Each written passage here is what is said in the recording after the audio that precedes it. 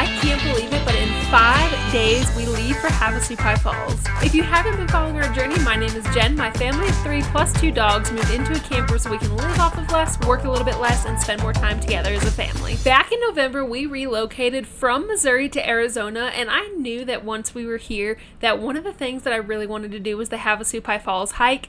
If you haven't heard of this, it is a 4-day trek down the Grand Canyon and back up. So basically, day number 1, you wake up really early, you hike down to the Supai village, which is in like an Indian reservation, and then you continue from the Supai village into Havasupai Falls, where there's a campground, and you go backpacking. So it's 10 miles all the way down. You stay there for 3 nights, and then 10 miles all the way back up. If you've seen pictures like these, this is what Havasupai Falls is. It is on the bucket list of so many people in America and so many people in the world, and I cannot believe that we won this lottery so we can do it this time. If you aren't familiar with what Havasupai Falls is, I'm going to tell you everything that we know about it so far and how we are preparing for such a big journey, because this is like something we've never done before. So I'm going to tell you everything that I know about Havasupai Falls now, and this is just from doing a lot of research, and hopefully the next video we can tell you everything that we've learned when we were there and give you guys all the tips and tricks on how to make it work. If you like what you're hearing, make sure to subscribe to that YouTube channel below. If this is on your bucket list, go ahead and already set the date for February 1st of next year. You can actually pay money for like a pre-sale thing, which is what we ended up doing, and I don't know what that date is off of the top of my head, but basically the lottery opens up to the public February 1st, and they book out within minutes. They only allow, it's about between 30 and 40,000 people into Havasupai Falls per year,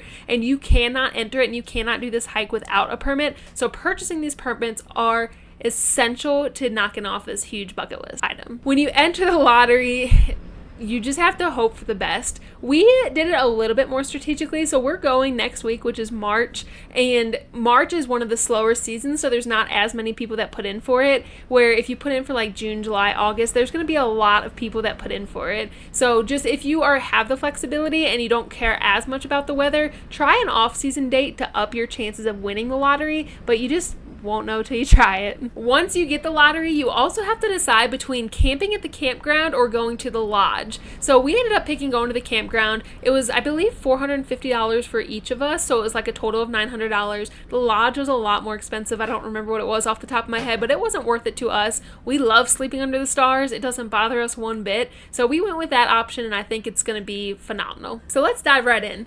Childcare. We are not taking our 2-year-old on this hike with us. Some people take their kids with us. Like, I've seen people post about like 8-year-olds, 9-year-olds, 10-year-olds. Like, that would be an amazing age for that. But our 2-year-old, he still has to be carried a lot, and we are going to have a lot of gear with us, which I'm going to talk about here in just a second. And having to carry him on top of that, I mean, there's just no way. Now, Havasupai Falls is only accessible by hiking, by horseback riding, and by helicopter, and that's it. So there was just no way for us to be able to take Easton with us, but the only way that we could have, which we did think about, is you reserve a mule, and your mule carries your bags for you, and I believe it was like $400, but you can share that with like up to 4 people or something. So the prices really weren't terrible, but we're just going to carry our stuff. I don't know. But it works out really good. My sister's flying from Missouri all the way to Arizona to watch him for a few days. She hasn't gotten to see him since we moved away. So it's kind of a win-win. We get to have our little adult vacation for a few days, and she gets to hang out with her nephew. So let's talk about gear. So we have been hiking a lot. We have been camping a lot, but we have yet to go backpacking.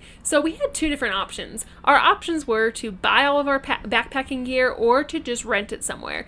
We tossed and turned with these ideas so often because we really do want to get into backpacking, but like I said, we have a toddler to carry, so it's just not the easiest thing for us right now. Plus, since we live in a camper, we literally only have room for what we need and what we use in here. We already, I'm sitting at the kitchen table, and like this kitchen bench is full of all of our camping stuff, so like we don't have the space for the backpacking gear, and we just don't think we're going to be using it a ton right now until our son's a little bit older. So we went ahead and went the rental route. Now, I'm going to talk to you about this rental company. Excuse me while I'm like looking at the computer so I get all this right. But I'm going to talk to you about what their equipment came with and then what items we ended up purchasing beyond that. So this place is called Lower Gear Rental, and they are located literally about 10-15 minutes from the Phoenix airport. It works out really nice because they have a shipping option where they can send it to you, or you can pick it up from the store. And we are about 3 hours away from Phoenix, so we didn't want to drive there and pick it up and then go north to the Grand Canyon. So they are actually shipping it to us, and then we are sending it back with my sister, so when she goes back to the airport, she's able to just drop it off along the way. So Lower Gear Rental has so many people that come to them for Havasupai Falls, so they actually have Havasupai Fall kits for one person, for two people, or for three people. And when you get the lottery for Havasupai Falls, when you get the permit, they are all for the same amount of time. I believe you can add on days, but like it's a generic 3-night, 4-day thing. So this is a set for the set amount of people for the set amount of day, and it's just all thought out and beautiful. All right, so some of these things in this set. So you do have a 2-person backpacking tent. You can upgrade it to a 3-person one if you'd like with the 2-person kit.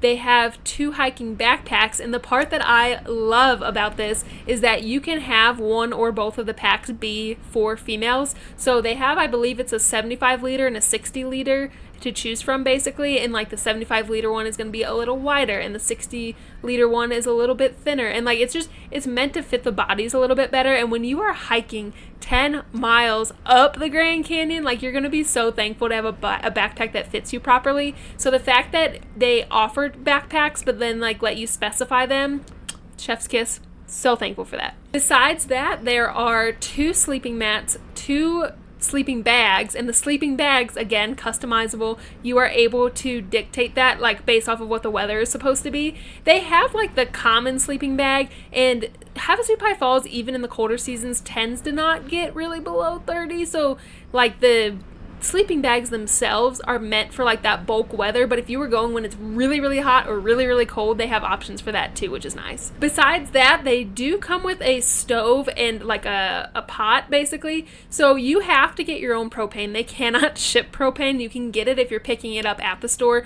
but if you need the items shipped to you, can't ship propane, makes sense. But all the Walmarts around here and stuff have so much propane that it's perfectly fine. So we were able to pick up little propane canisters, but then their package comes with like the metal parts for like the actual stove part of it, and then you put the pot on top and it comes with that too. Besides that, it comes with trekking poles, and there's only one other hike that I've used trekking poles on. I've literally done Angel's Landing, the Narrows, the Narrows you have like a trekking pole, right? But I have not used 2 trekking poles anywhere except for Grinnell Glacier in Glacier National Park. So I'm really hoping that it like feels helpful. Like I feel like you're always using your hands between taking pictures and videos and drinking water and things like that, and so like I hope that they don't feel like a burden, but it's nice that they're like they fold up, super small. So if it's a big deal, I'll just put them in my bag, but I'm really curious to see how it is. I think it'll be really helpful on the way up. We'll see how it is on the way down. This kit also comes with a rat sack, bear sack kind of thing. It's like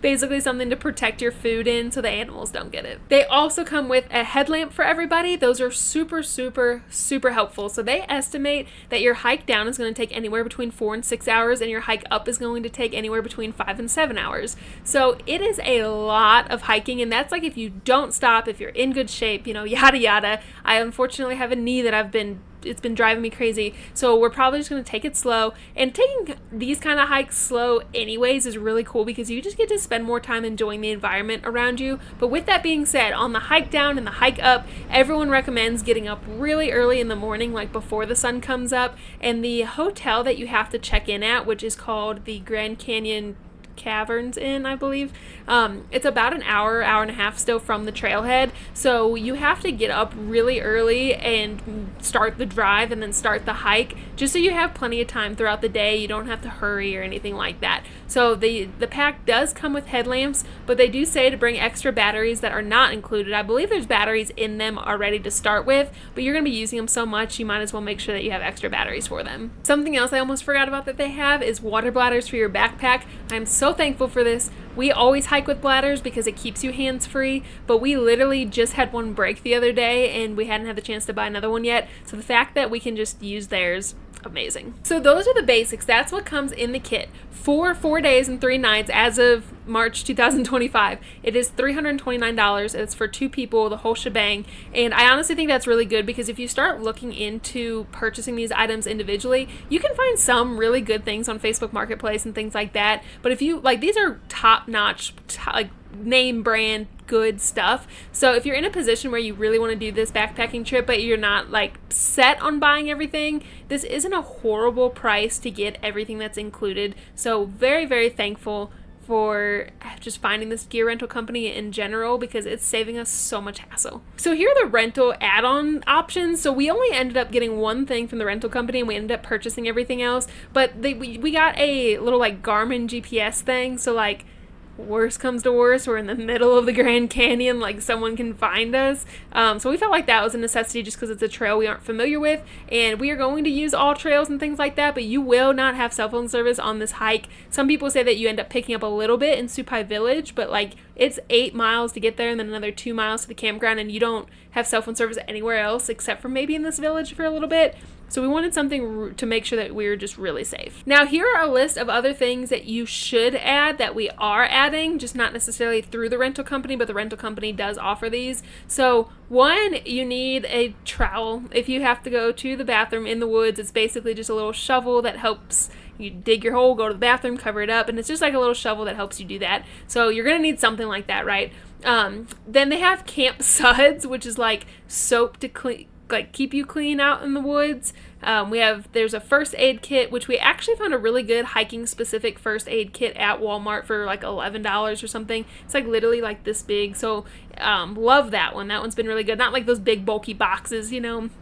Then backpacking chairs. We ended up purchasing our backpacking chairs on Amazon. I can put the link in the description. I'm really excited for these. These are specifically meant for backpacking. Like if you think of like a regular lawn chair, like you do not want to carry that for 20 miles. So I think this was like 2.5 pounds. It's like 14 inches long when it's like all packed up and everything, and they're really, really close to the ground, but they're really cozy. Like if you've ever been to like an outdoor store and have just seen them, like you know that they're extremely comfortable, which is awesome. So we did get backpacking chairs.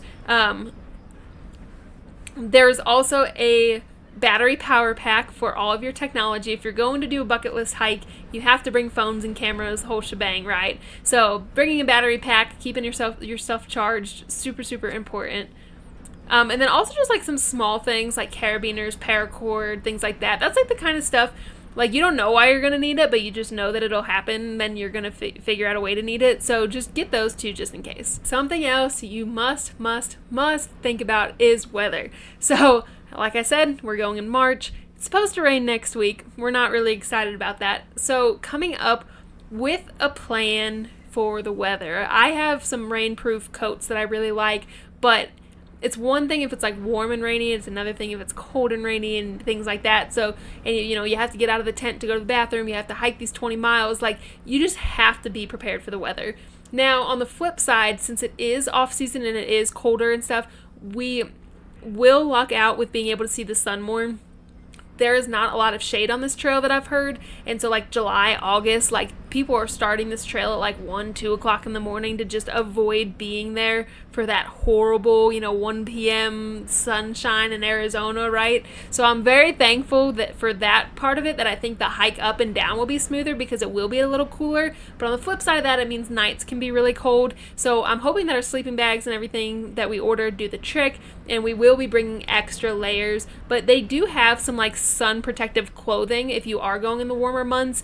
They're like technically for fishing usually, but like we have a bunch that we've used for hiking. So make sure that you are protected from the sun, protected from the cold, protected from the rain, because the last thing you want is to be like 8 miles into your trip or something, you know that you have a couple miles left to go still, and then just being like torrential downpour, just have, already feeling the sunburn. Like you want to avoid all of those things. So make sure you pack the proper clothing, and if anything is going to take up too much room in your like backpacks and stuff, it has to be clothes to protect you. Now let's talk about meals. So we bought a dehydrator a few weeks ago, and I am still learning how to use it. So last night I made this giant meal. I got chicken, cubed it up, threw it in the pan, put frozen pepper, frozen onion in it, and then I cooked some rice and put some rice in it too. So it's literally like super simple. Put our favorite seasoning on it. We use like the same seasoning for everything. And we cooked it last night. So now it's in the fridge for leftovers, but instead of eating the leftovers, we are going to put it all across the dehydrator. And this is a specific meal. So there's 2 different ways to look at backpacking meals. You look up how you dehydrate all the ingredients and then how you throw them together into backpacking meals, or you can do what I did and basically figure out like a 1-pot meal that you can dehydrate all at the same time. So this meal literally, so like it's in the fridge right now. And you're going to have pieces of chicken that are different sizes, peppers and onions that are different sizes. So basically our job tonight is to spread it out on something and to just chop it up and make sure that all the pieces are like roughly the same size. And then once we do that, we're going to put it on the dehydrator. It takes between 4 and 8 hours to dehydrate that. But the cool part with the dehydrator is you can never over dehydrate something. Like once it's dehydrated, it's dehydrated. So if you find like a one pot meal like this, like put it in there and see how it goes. Like as long as everything dehydrates at around the same temperature, it'll work. But look up different recipes, because we were on the fence. At first we wanted to like look up all the different ingredients and then throw all those together into the same bag, and then now we have a meal and things like that.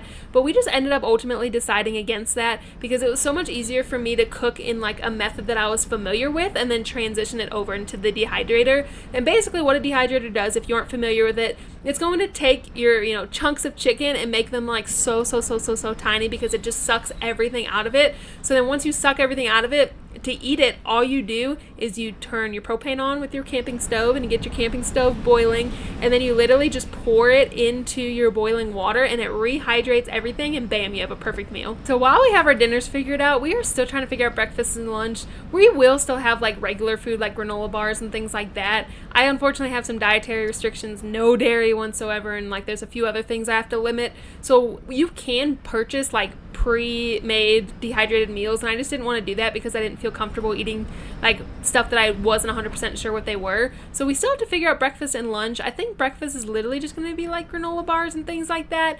Lunch, we really need to do some more research on because we only have 5 days until we leave. Last thing to talk about is the physical component. How are we preparing for Havasupai Falls? So literally before our son was even born, on our baby registry we had like a hiking backpack, and he goes in it and we walk around, and that has been so helpful to hike with like weight on our back still, since that's what it's going to be. Unfortunately, I do have that knee that's acting up, and so I'm to the point now where I'm just trying to take it easy and make sure that it's feeling good for the hike. But at the time we were preparing, it was like 2-3 times a week at least, just to get used to feeling that weight on my back, and really just making sure that we're staying active in general. That's about it. We are getting ready to go to Havasupai Falls in 5 days. We are taking our phones, taking our cameras. I will do a video like this to kind of talk about everything that we learned, everything that you need to know to go. But in the meantime, that is how we prepared. We hope it's the right thing to do, and we cannot wait to update you to see what we do.